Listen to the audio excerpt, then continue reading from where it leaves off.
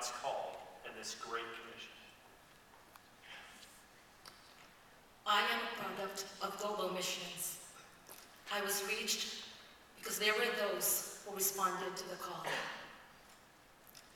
During World War II, the Philippines was invaded, and 11 American Baptist missionaries refused to leave their mission despite the order to go home because of the war.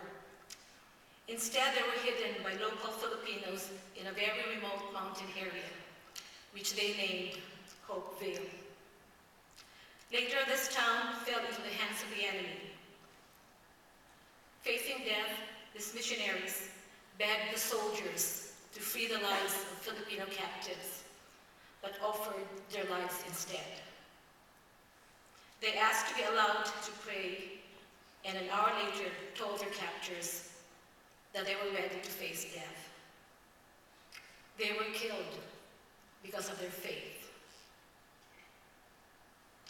Their story became part of my story because my parents were introduced to the gospel through the work of the American Baptist missionaries and were privileged to be educated by them. This was at the time when post-high school education was limited to very few, those who have the means, but my parents' family did not have that.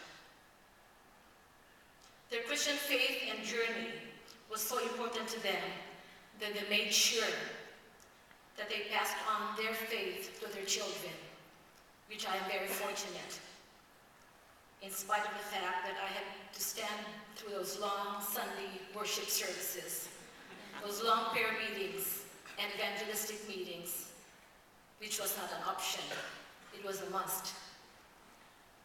But there I met Christ.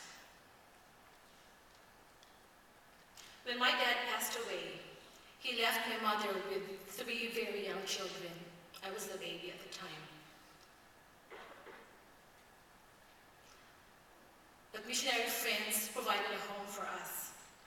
We lived in the mission campus, where my mother was made house mother for young boys whose parents sent them to be educated, to get a good education from this Baptist institution. But this still allowed my mom to take care of us. This was God's love shown to us through the kindness and generosity of these men and women. For me, the word became flesh through the lives of these missionaries who were committed to share the gospel to people who were very different from them, but embraced them as brothers and sisters. Their work included starting churches, building schools, and hospitals for the community, thereby feeding not only the soul, but the body as well as the intellect. This is my story.